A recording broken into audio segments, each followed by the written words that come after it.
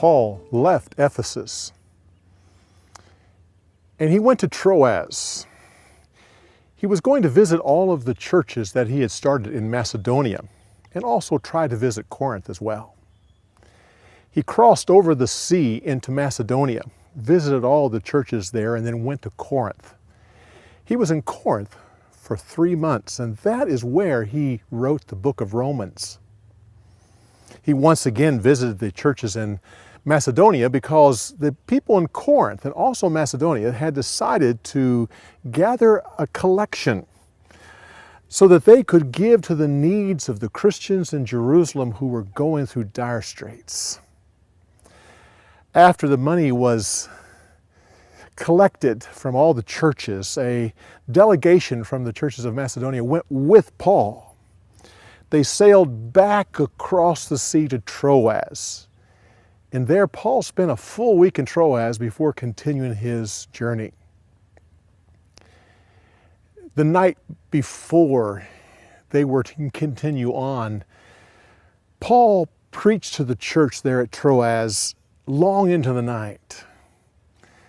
A young man was sitting in the windowsill. And as the service went into the night, he fell asleep. Now, this room was 3 stories up. When he fell asleep, he fell out of the window all the way to the ground. The believers rushed down and found that the fall had killed him. Paul made his way through the crowd and came to the young man and gathered him up and hugged him close and tight. Finally, he said, "The young man's alive."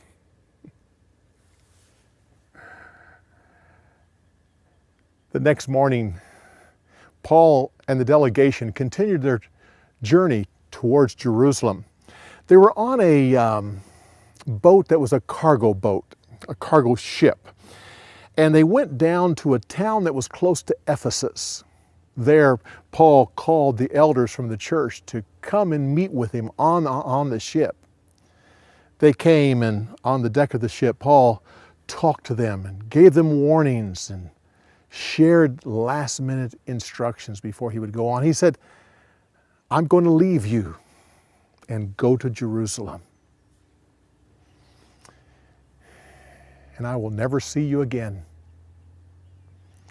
He went on to tell them that the Spirit of God has revealed to me that in Jerusalem I will suffer for the Lord. I'm willing to accept this so that I could fulfill my heavenly calling.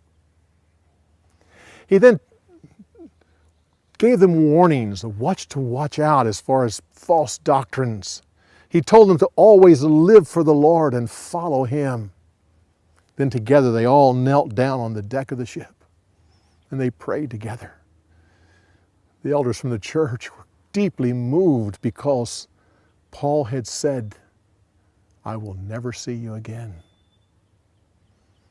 After a season of prayer, the elders went back to the city and the cargo ship continued on its way.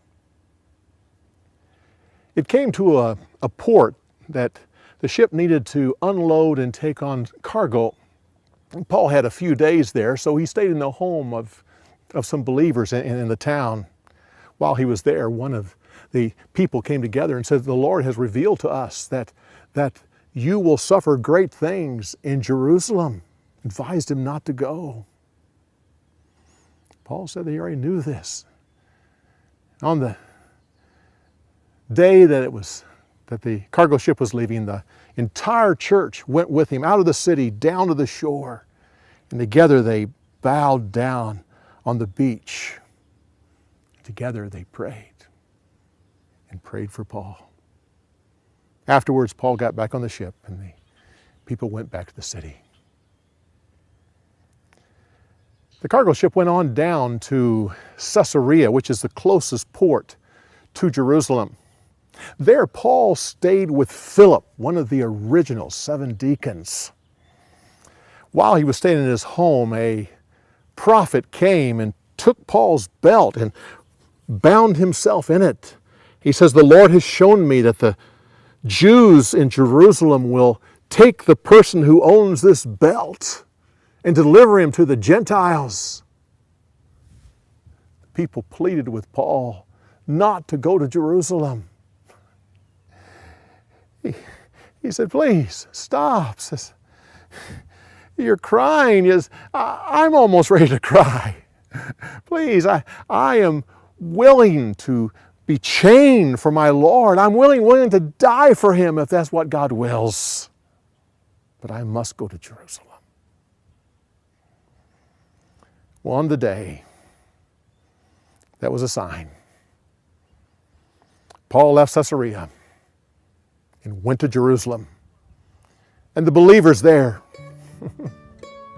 the believers received him with joy.